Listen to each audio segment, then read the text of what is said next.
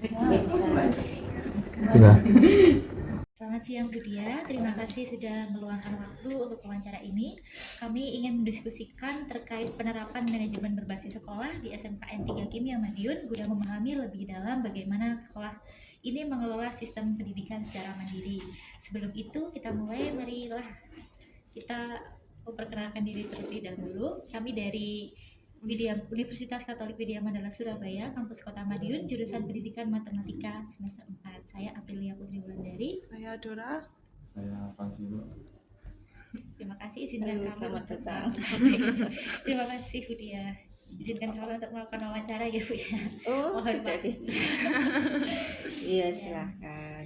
Ya, silakan Bu Dia. Semoga saya bisa Perkenalan. menjawab. Iya, nggak apa-apa, Nggak apa-apa. sebisanya Bu Dia saja. Baik, perkenalkan nama saya Dia Fahmawati. Di sini saya selaku Ketua Penjamin Mutu Pendidikan Sekolah atau juga setingkat WAKA, lebih tepatnya mungkin ke WAKA Manajemen Mutu. Di sini memang saya lebih banyak mengurusi tentang SOP sekolah, kemudian juga akreditasi dan juga manajemen, terutamanya yang berbasis rapor pendidikan. Untuk pertanyaan pertama, bagaimana konsep manajemen berbasis sekolah ini diterapkan di SMK 3 Madiun? Oke. Jadi manajemen berbasis sekolah ini kalau di SMK Negeri 3 Madiun sebenarnya tidak mandiri, artinya tidak membuat sebuah sistem sendiri, tapi juga mengadopsi dari yang sudah ada, yang sudah berjalan dengan sekolah-sekolah lain, juga aturan panduan-panduan yang ada dari Kemendikbud ya, dari aturan dari Undang-Undang Pendidikan dan sebagainya. Nah, untuk yang sekarang manajemen pendidikan itu kan kita tidak lagi menggunakan manajemen berbasis evaluasi internal. Kalau dulu kan kita mengenal adanya SPMI, sistem penjamin mutu internal, sehingga biasanya kita membuat SOP, kemudian kita mengevaluasi ya, menerapkan dan dievaluasi, kemudian kita tata lagi apa nih yang perlu dilakukan. Nah, sekarang kita semua tidak melakukan penilaian internal tapi berbasis rapot pendidikan.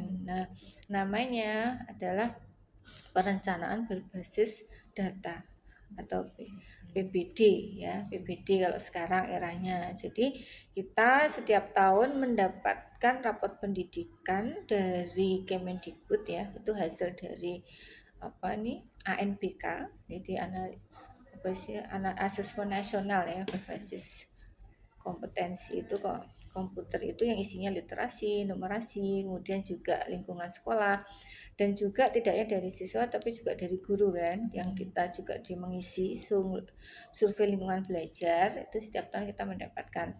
Ini adalah kebijakan menteri yang kemarin ya. Nah, ini menteri yang baru kita belum tahu ada perubahan apa, tapi yang selama beberapa tahun kemarin yang kebijakan menteri terakhir tuh kita pakai itu. Jadi perencanaan berbasis data berdasarkan rapot pendidikan.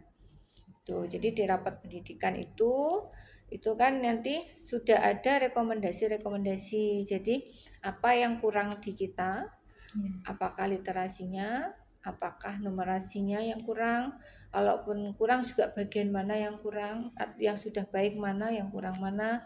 Juga dari segi metode pendidikannya, kemudian juga dari segi iklim lingkungan belajarnya, dari segi keamanan sekolah, itu semua dirinci itu. Jadi kita akan mendapatkan rapot pendidikan itu, kemudian kita petakan. Nah, kita petakan mana yang urgen, yang harus kita baratnya perbaiki lebih dahulu. Nah, biasanya yang lebih merah ya, rapot merahnya di mana. Kalaupun sudah hijau semua, pasti di indikator di dalam pasti ada yang masih kuning atau turun dan sebagainya. Itu yang menjadi concern kita petakan, kita analisis dulu.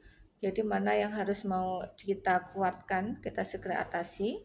Kemudian kita rencanakan dari rekomendasi masalah itu, kita rencanakan apa nih solusinya, program apa yang untuk melaksanakan ini, kemudian juga anggarannya. Nah, di sini nanti ketika sudah mengkerucut seperti itu ya, kita juga kerjasama dengan stakeholder yang lain, artinya dengan waka-waka yang lain. Jadi di sini kan ada kepala sekolah, kemudian di bawahnya ada waka-waka, waka kurikulum, siswaan, humas, kemudian ada SDM dan juga kita SPMI dan juga ada keuangan bendahara. Nah, nanti biasanya kita membicarakan ya masalah anggaran dan program kerja. Nah, dari waka-waka ini pun juga membawa program kerja dari bawahannya lagi. Misalnya dari unsur bawahnya bisa yang paling dekat kaprok, kalau SMK ya kan ada ketua program, di bawah ketua program ada ketua kakomli. Nah, itu dari ketua kakomli kan di bawahnya ada Bapak Ibu guru pengajar juga. Dari kurikulumnya juga di bawah ada Bapak Ibu guru pengajar. Jadi masukannya apa yang dibutuhkan, misalkan jurusan analis membutuhkan apa yang yang pengen dikembangkan atau yang perlu diperbaiki, itu alat bahan dan sebagainya. Nah, ini dibawa semua programnya kemudian kita kerucutkan untuk menjadi program sekolah gitu ya. Baik dari maka kesiswaan juga seperti itu, menjaring data dari siswa, apa yang menjadi minat mereka, masukan-masukan mereka dari Bapak Ibu guru, kemudian juga baik waka yang humas juga dari pihak industri itu juga membutuhkan apa sih yang sekarang dibutuhkan oleh industri, kebutuhannya apa, yang dibutuhkan apa, sehingga yang perlu kita kembangkan untuk sekolah dan anak-anak ini bagaimana. Nah, itu kemudian kita bicarakan sehingga nanti kita bisa mengelola anggaran untuk mengerucutkan untuk digunakan untuk program-program apa saja. Nah, di kepala sekolah yang akan mengesahkan program itu.